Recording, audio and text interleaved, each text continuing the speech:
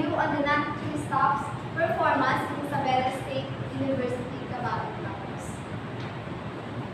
So there are 5 chapters of the research study, and I will discuss firstly chapter 1, which is the background of this study. So non-teaching staff often find themselves leading sedentary lifestyle due to the nature of their jobs.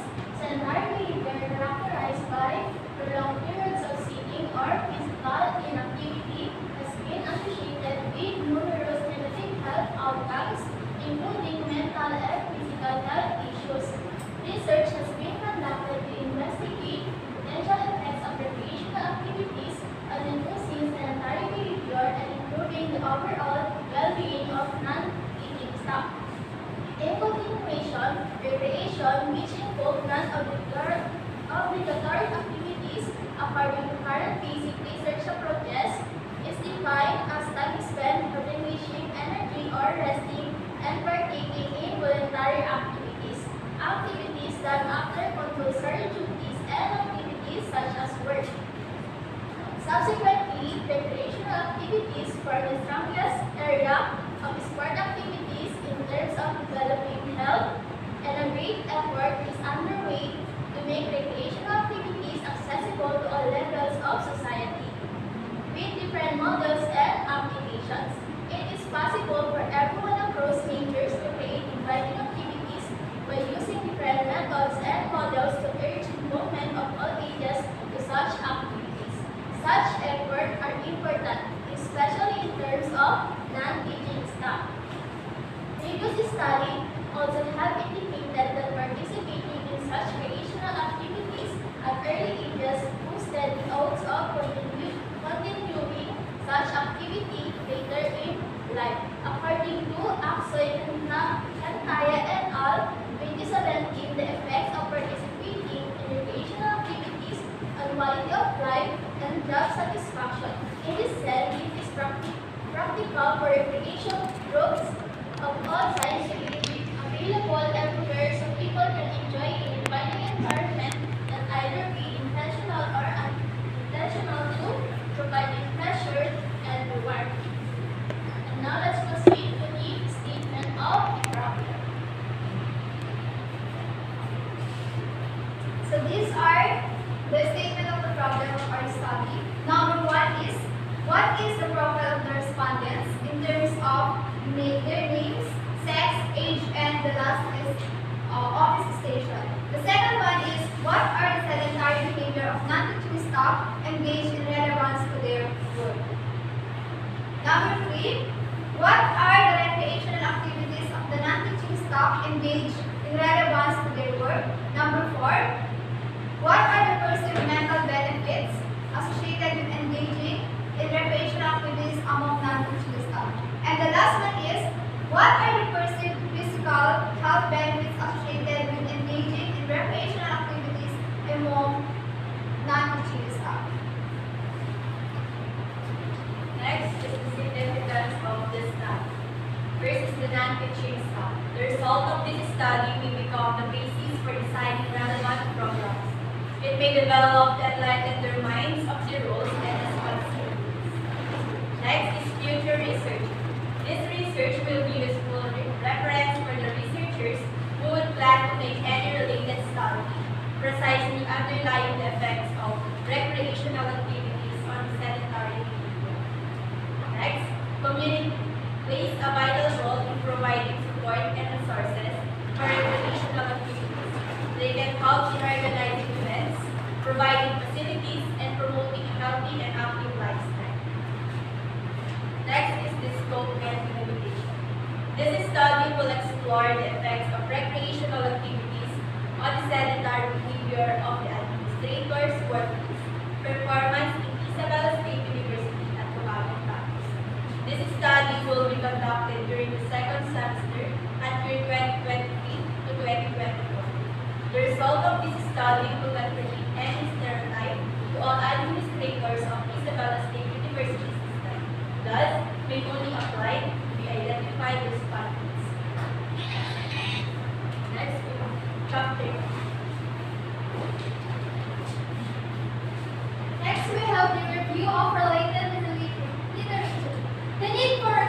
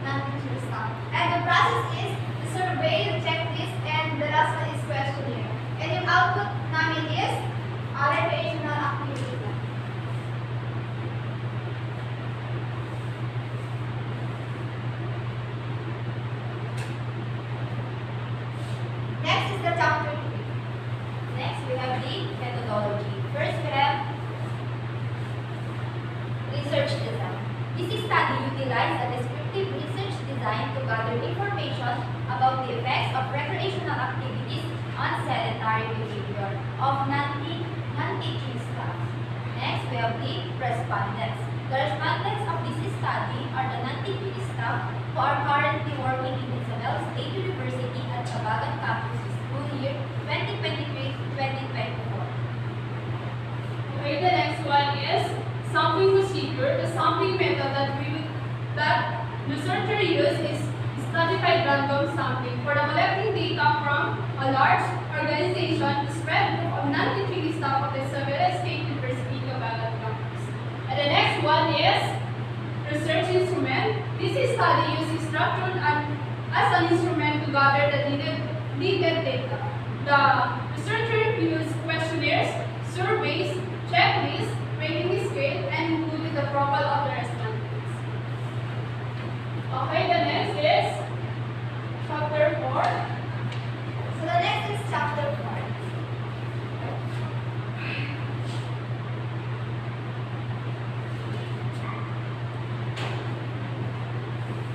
So this is the table 1, which is the age of the respondents and frequency and the percentage.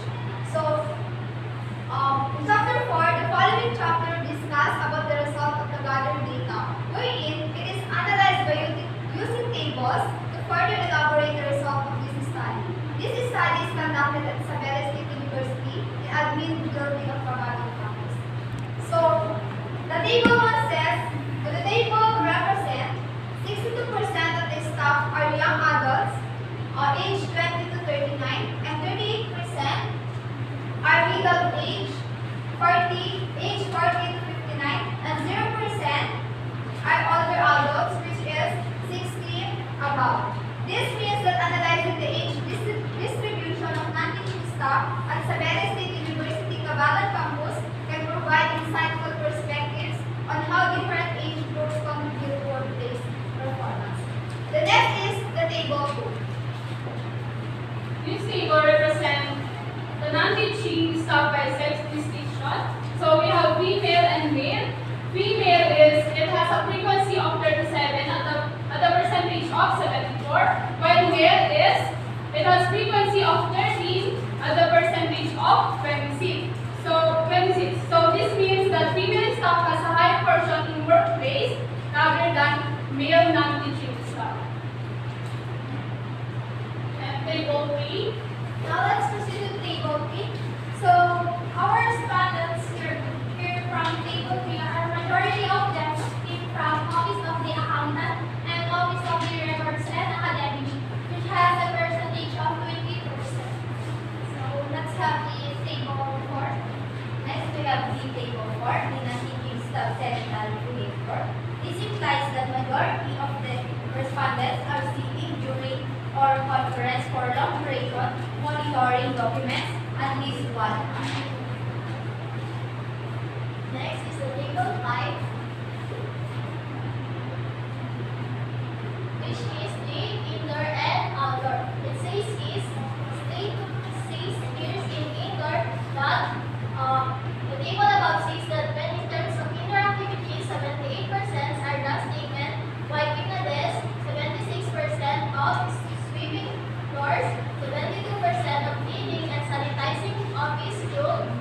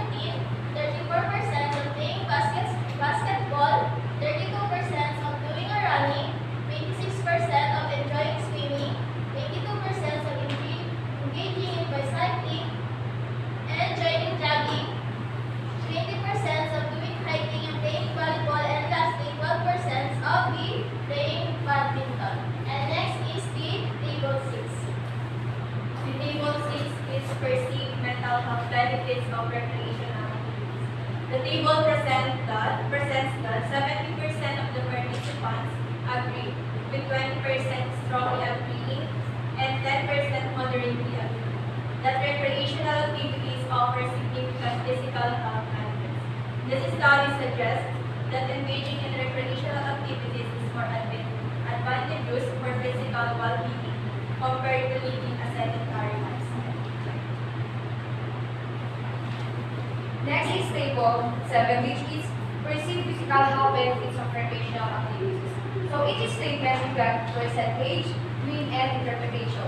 So this table, it represents the 90% of the participants agreed, with 10% is strongly agreeing and 0% moderately agreeing. Disagree and strongly disagree on perceiving mental health benefits of recreational activities.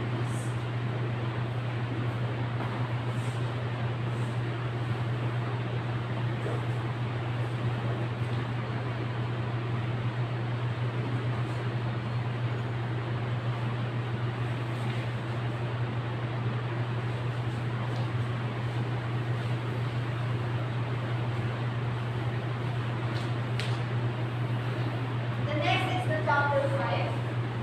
So this is the summary of our study. The salient findings of this study are as follows. First is majority of the respondents are with the age range of 30 to 45 years old, who are female. The next is most of the respondents are from Office of Account and Odara Office. Next is the non-teaching staff sedentary behavior are most likely doing sitting during meetings or conferences for long duration and monitoring documents at least 1 hour with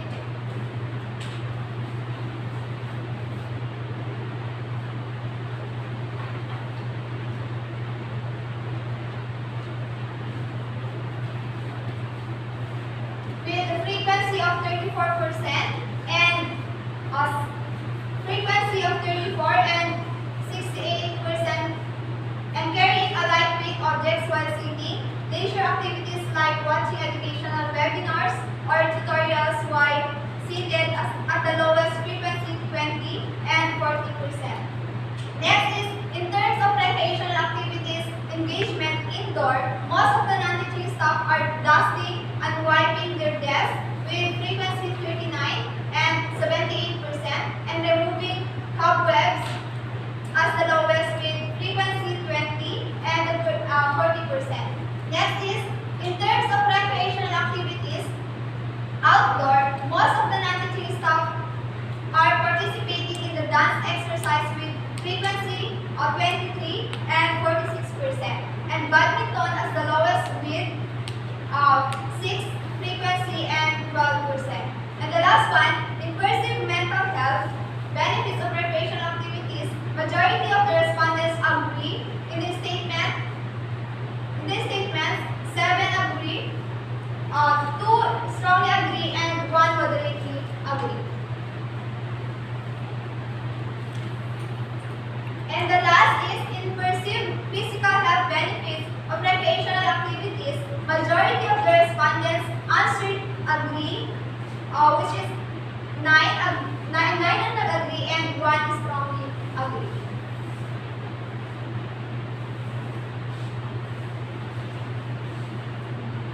And the conclusion. Next is the conclusion. From the study conducted, it was found out that the study on sedentary behavior and recreational activities are reviewed on the non-teaching staff performance in Isabela State University, Cavite campus, concluded that both mental and physical aspects are significantly affected by sedentary behavior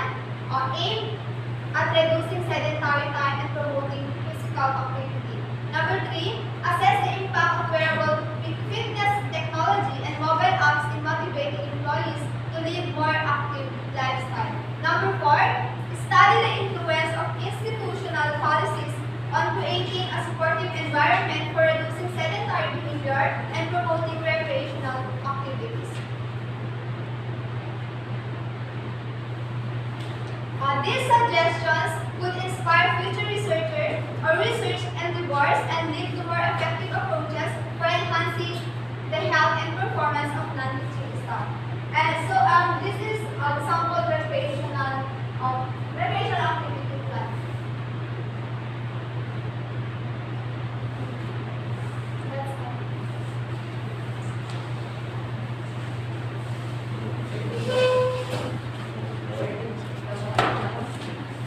Okay, good morning everyone. Just make it quick, what's your general problem? Your research. Sedentary behavior. Too big. You will be more specific. Sedentary behaviors are sedentary behavior na non-teaching staff po. Kasi mostly sa kanila po, sir, is hindi po sila nagkaalam ng activities. Activities are wala po silang physical activity, which is yung pinakaalam. Gusto mo namin improve. So alam niyo na pala dati na wala silang exercise, gano'n. Yes, sir, pero nilagyan po namin ng sedentary behavior and recreational activities, which is recreational activities, nakaroon po siya ng potential effects in sedentary behavior para magamit.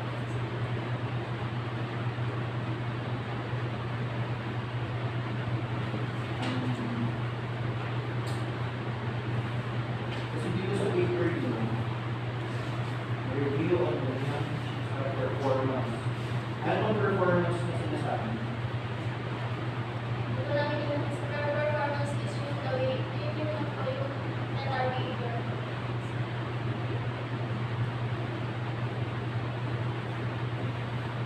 Ano performance? How do you define performance dito? Bali, yung video namin yung sedentary behavior performance, which is yung nakaupo lang po sila, sir, or naka-video call or conferencing while sitting in the long periods of time. Yeah. So is performance a suitable word for this?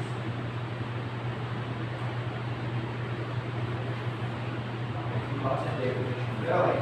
Proceeding to my next question. So dito, in your data kanina, na-include ang age. Table 1 nyo, there's an age group. And yet in your SOP, the demographic profile, there's no age.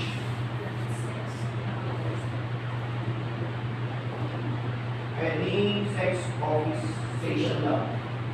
Ayan. So, bakit meron biglang ganyan sa data? Eh, wala naman sa SOP. Sir, bali, yung po namin yung sir, Hindi lang. kasi lang po namin yung issue Hindi lang nalagay dito. So, isa sa ilagay dito ay age na pa. Kasi biglang meron kayo, hindi ka na age, wala na sa okay, wala na.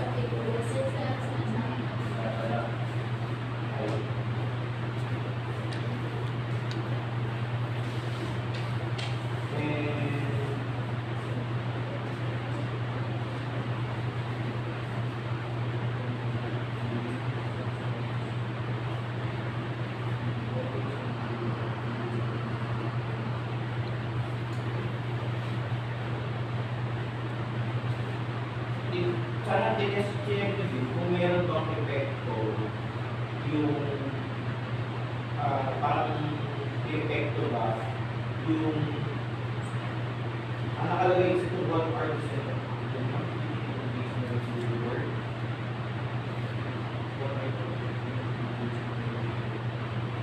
gusto nyo lang malaman no, yung ito yung recreation activities benefits. Hindi nyo chinek kung may epekto ba ito sa working condition ng mga workers, hindi nyo na parang is there significant effect of the domain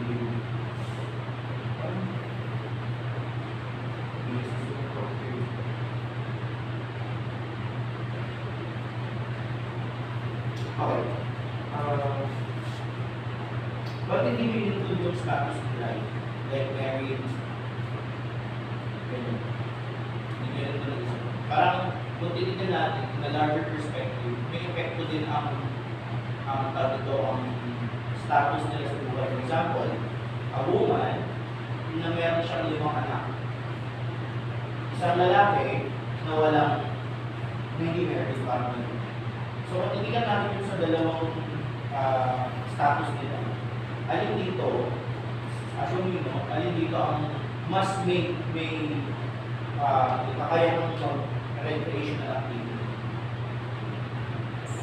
Yan lang po kasi sir, parang in-include na po namin sa age po sa relationship. 20 to 39 is the age for me. And 39 to 59 is the middle age and 60 above is the old age po sir. Ay, hindi naman po sir.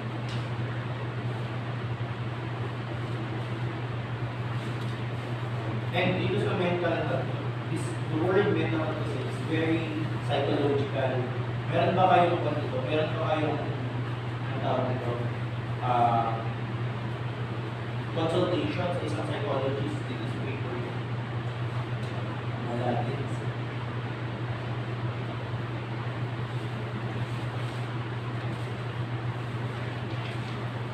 Going to your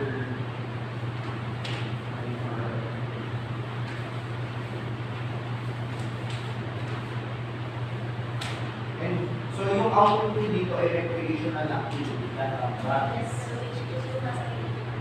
Kanina. Yes, sir. Dito wala na. So dun sa question ko, sir, kung ba? Ang mga rate for illustrative research is, eh meron silang rate quantitative which is mixed. If you know it's Ano dun sa illustrative? answer to chapter 2. After the research design.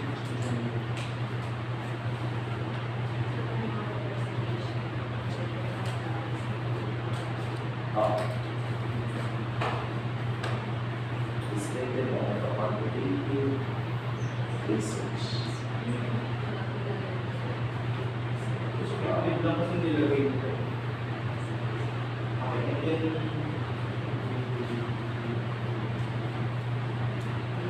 okay, in your instrument, ito'y gawa niyo or gawa na isang ginagamit. Yes, sir, I think sir, sir. Teacher Andy lang.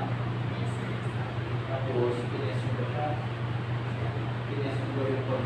Ano yung questionnaires ba ito? Yes, sir. Yes, sir. So, pag naging dito, lagay nyo kayo kukuha ng instrument. And it was validated by the government niya. Yes, sir. Pero kung validation, parang psychological science dapat. There's not even on sir na kung kami may kawal din na po siya. Hindi na,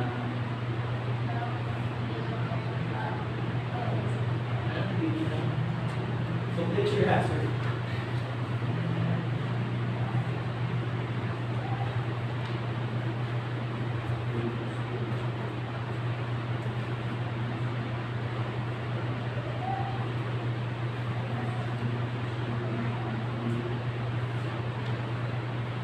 Interview.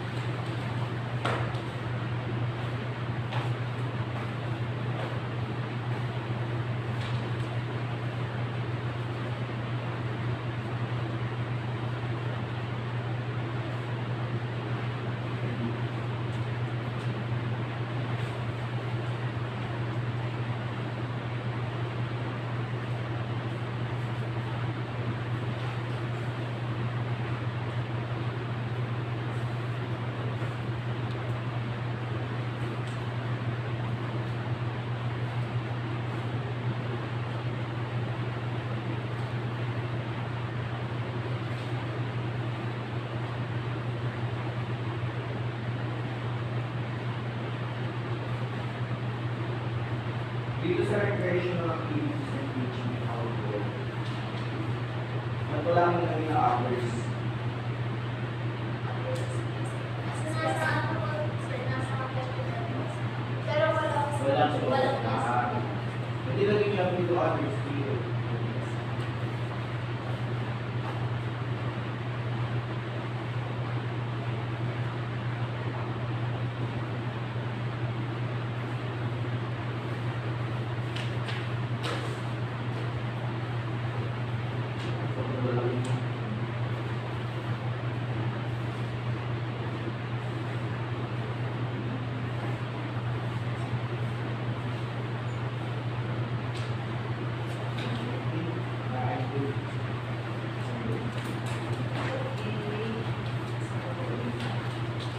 Sabi mo kanina na you are trying to find out with regards to the sedentary life. But your title says here, sedentary and recreational activities. So, ano ba talaga ang focus nyo sa dalawa? Nasaan ang independent and the dependent world?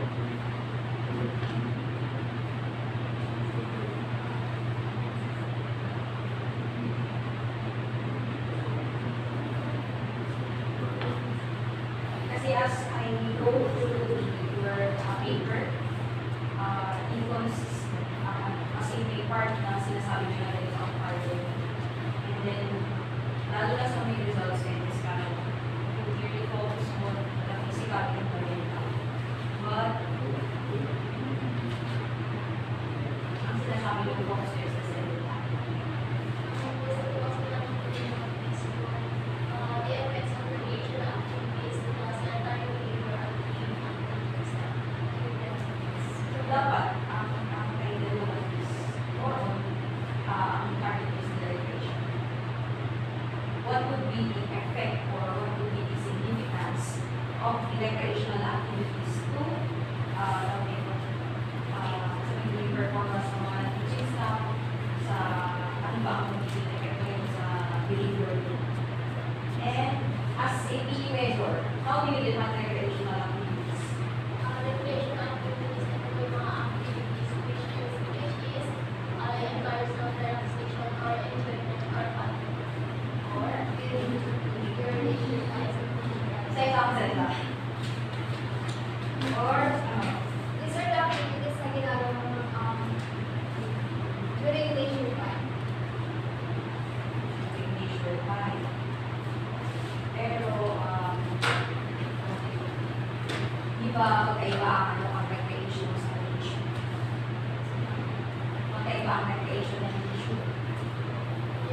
I mean, recreational is indoor sa outdoor activities which is leisure activities din naman po. Mas pwede din naman gawin sa labas na cycle.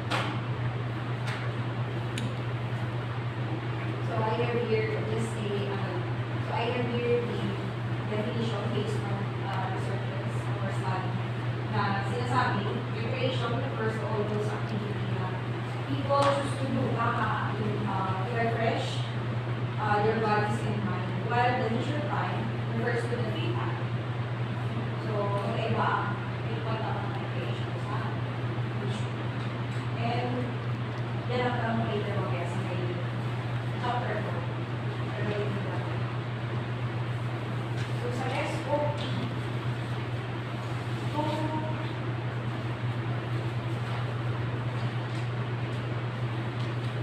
paano nyo pala na-assess or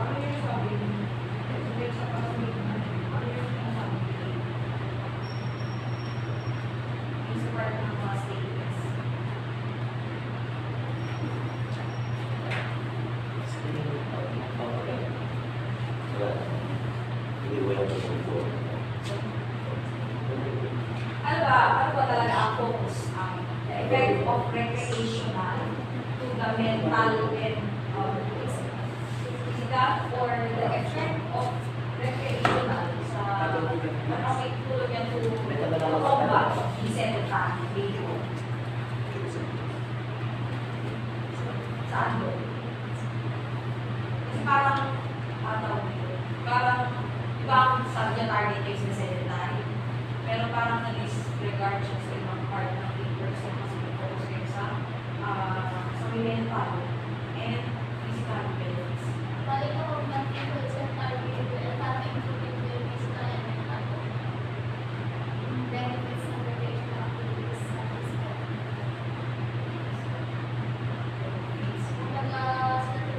Kumbaga nakaupo sila, yung ginagawa lang nila. Pero kapag sa recreational activities, kapag may recreational activities, parang nare-relax yung isip nila or Is that how you define sedentary? By nakaupo lang? hindi naman po lang. In specific mga, for example, as sitting in the long periods of time. This one, position. So, pati dito sa scope and limitations nyo, nakalagay the effects of recreational activities ng sedentary. Pero hindi nila dahil yung sa may physical and mental aspect. So, saan na or are you trying to do so, bakit yung malaki ng downtown study? Ano yung research? Yeah. Sa mga based sa mga studies po kasi na basa namin is nagganap sila ng research na recreational activities sa sedentary living. Pero hindi na specify kung ano ba yung mas impactful na recreational activities sa sedentary behavior ng teaching staff kung indoor po ba or outdoor recreational activities.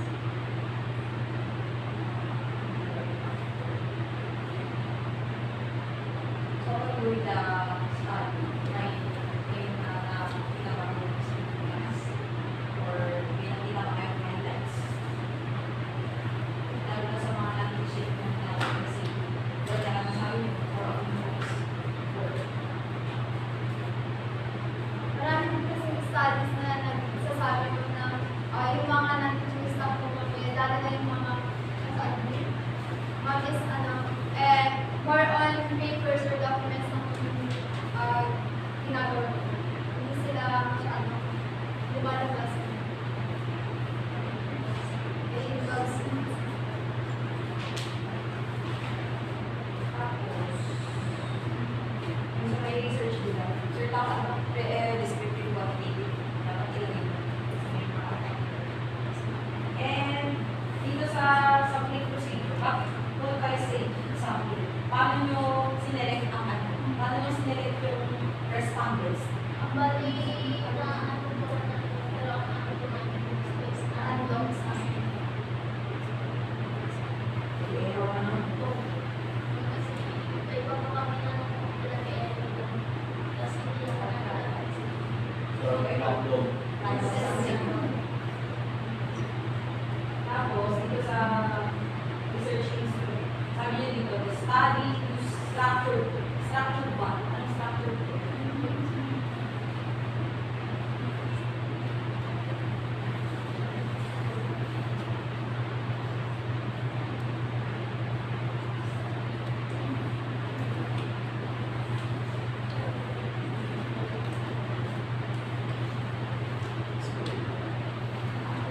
Structured ba? And napaka-shallow na kami ng methodology. Parang dinify nyo lang kung ano yung ibig sabihin na ito, ganyan. Hindi nyo sinabi kung ano yung gamit doon sa study. operation. Before talaga yung mga ikaw, kaya balik na yung mga tanong ng mga sa natin. Actually, kayo yung group na hindi ko muna ng papel sa akin. Sa pina-check yung mga boundary ng proposal. Hindi ko na kasi ma-remember yung inulit ko pa pala actually ang item. Hindi ito yung item ng study. Yung parang sa pinagulong ng voice.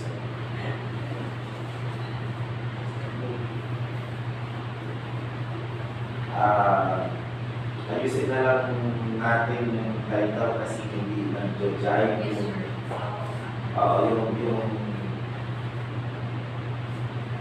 kaya nung nag-ayos hindi ko na lang kung saan ko sinusuklat ng mga proposals eh. The only group na hindi kumuha ng proposal sa akin ay kayo. Kasi all almost lahat ng proposal ng BPED, yung title nila, na-edit ko. Parang 3 at na-edit ko, 4. Bali lang naman po kasi sir, ang iniisip kasi namin is madami na po series kaya No. Hindi yun. Wala namang problema kung madami. Ang sinasabi ko was like, pinacheck kasi sa akin yung Audrey yung papel nyo sa proposal. And I actually changed the title as well as the statement of the problem. And it will change really the full face of the study. I-reconcile muna natin yung tanong yung evaluation study to the sedentary behavior and recreational activities. Kailangan, ano ba yung focus mo dyan sa dalawang? Yung benefits of recreational activities sa Benefits na recreational activities. recreational activities. Sa sedentary program. Medyo mahirap yun kasi anong basis natin sa magiging epekto niya? Is it just only perceptual lang ba siya o may medical tayong kukunin pa natin ang body mass index sila before and after?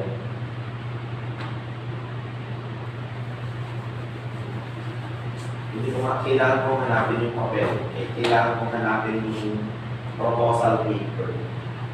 Kasi hindi kayo nag-proposal defense, sure ako. Hindi kayo nag-proposal defense. Nag-proposal defense kayo? Oo, nag-proposal.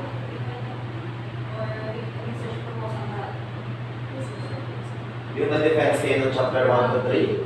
Pina-check lang po. Oh, yun yung sinasabi ko, there's no defense, kaya nga chinek ko yung papel. Pre-final defense, hindi ako may mga not the research proposal.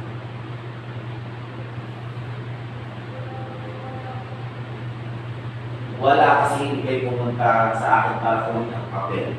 Kasi yung 3 grupo na nagpa-check sa akin, kinuha nila ang papel. Posible naman na wala hindi kayo inform ng Audrey, yung 3 grupo, kinuha nila yung papel. Even the BTRED students, I checked 4 paper from the BTRED and 4 from the BPED. Hindi ko na ma-retrieve yung tawag dito, yung proposal. Change ko talaga ang title nito. Very sure ako as well as the SOP. Kasi by looking into the data, hindi ko alam kung paano natin i-fit yung data ninyo. Pag-usapan na lang natin ito, paano natin i-fit yung result nila. Sa title ng study. Ang puso sila ng kaya mo para sa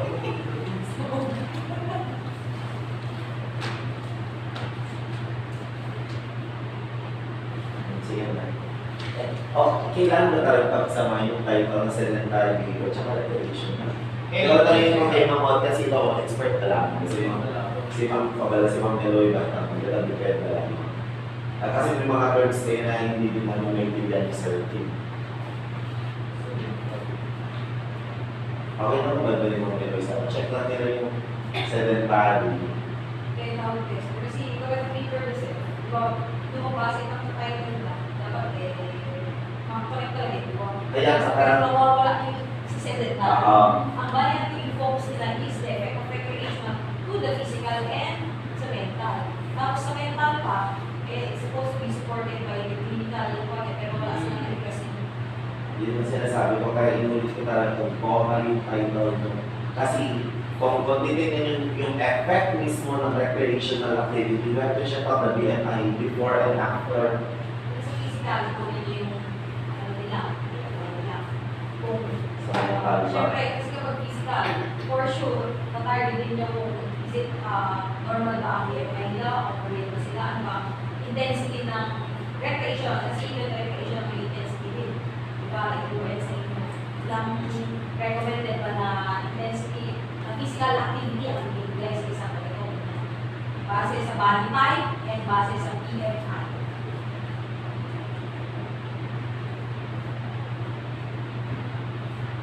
Parang disregard kasi sa yung sedentary na wala ba? Yun na. Nasa title pero nawala sa code na gusto na lang focus na o yung recreation na lang sa focus nyo.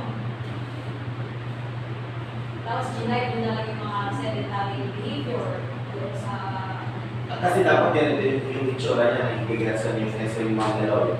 For example, na-identify dito yung mga sedentary behavior. Ano yung mga recreational activities intended for those sedentary behavior. And out of that later on, ilan yung mean ng bawat recreational behavior ng bawat isa so that you can just correlate it na lang sa para makita